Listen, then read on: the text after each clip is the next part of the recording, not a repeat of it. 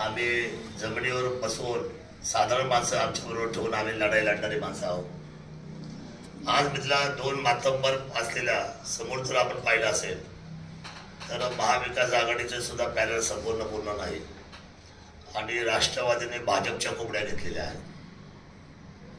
त्यामुळे दोघांचीही परिस्थिती पॅनलची मंथरकर पाहत आहेत आणि मला विशेष वाटतंय की पॅनल ते बनवू शकलं नाही। एक मत ते खाली कमळाला मागणार आणि दुसरं मत ते घड्याळाला मागणार। आमच्याकडे ती परिस्थिती नाही आहे।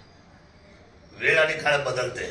आम्हाला असणाऱ्या माणसांना परमेश्वराने उत्तर दिलेलं आहे। आम्ही खाली बटन दाबणार आहे धनुष्यबाणाचं आणि आम्ही वरती बटन दाबणार आहे धनुष्यबाणाचं।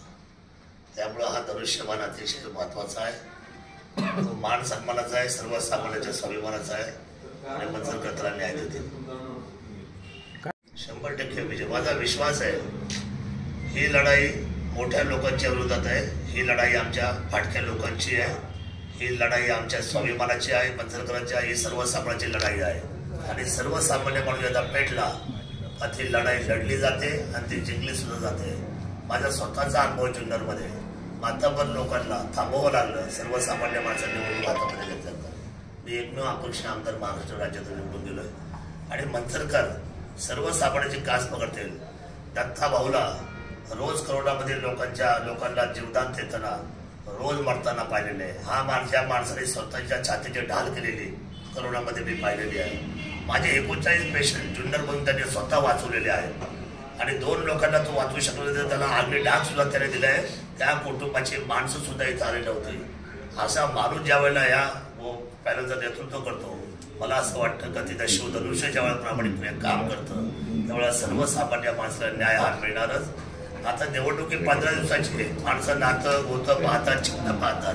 तर मला असं वाटतं सर्वसामान्यांच्या पाठीमागे जर कोण राहणारा कुठली जर संघटना असेल तर ती शिवसेना संघटना आहे।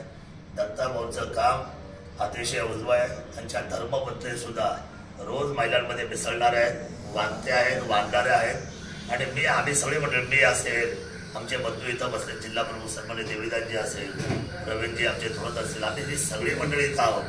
मी आपल्याला प्रामाणिकपणे शब्द देतो इथून मागच्या काळात विकास जो झाला त्याच्यापेक्षा 10 पटीने जलदगतीचा सुंदर विकास आणि आयडॉल मंचर कसला असलं पाहिजे, या मंचरच्या सुविधा कशा असल्या पाहिजे, त्याचं इन्फ्रास्ट्रक्चर कसं असलं पाहिजे। आम्ही शहराबरोबर पुणे आणि मुंबई बरोबर मंचर आम्ही 100% मॅच करून देऊ एवढा या 5 वर्षातला शब्द आमदार शरद सोडूचा राहील एवढा विश्वास एकनाथ शिंदे साहेबांच्या वतीने देतो। कारण शिंदे साहेब या नगरपंचायतचे नगर विकास खात्याचे स्वतः या खात्याचे ते गेले 15 वर्ष मंत्री आहेत आणि निधी जर आपल्या पारड्यामध्ये मंत्र्यांच्या हजारो कोटीने आणायचा असेल तर जे नेतृत्व करतात शिवसेना प्रमुख आहेत, आता त्यांच्याकडे पक्षनेते पद आहे, ते एकनाथजी शिंदे साहेबांच्या या शिवधनुष्याला मंत्रकर स्वीकारतील आणि मोठ्या मताधिक्याने हा विजय होईल याची खात्री मला आहे। काही ऋणांबद्ध असतात, काही उपकार असतात। किसनराव पानखरे साहेबांचे आमच्यावर उपकार आहेत। या शहरावर, या मतदारसंघावर अनेकांच्या कुटुंबाला मोठं करण्यामध्ये किसनराव पानखरे यांचा सिंहाचा वाटा राहिलेला आहे। अण्णा आपल्यामध्ये नाहीत पण अण्णांच्या आठवणी मात्र आपल्यामध्ये आहेत। अण्णांच्या कर्तृत्वाला विसरता येणार नाही। त्यामुळे हे राजकीय दिशा नाहीये, या काही भावनिक सुद्धा गोष्टी आहेत, परंतु समोर तसं नाहीये। समोर स्वयंपूर्तता असताना, बलाढ्य लोक असताना तुम्हाला इतर पक्षाची तशी कुठं जुळवाजुळव करायची काही कारण असं स्वतः तुम्ही जुळून घेतलंय। याचाच अर्थ मतदान करताना लोक कसं मतदान करणार? खाली एक चिन्ह त्याचं बटन दाबायचंय, वर एक चिन्ह त्याचं बटन दाबायचंय।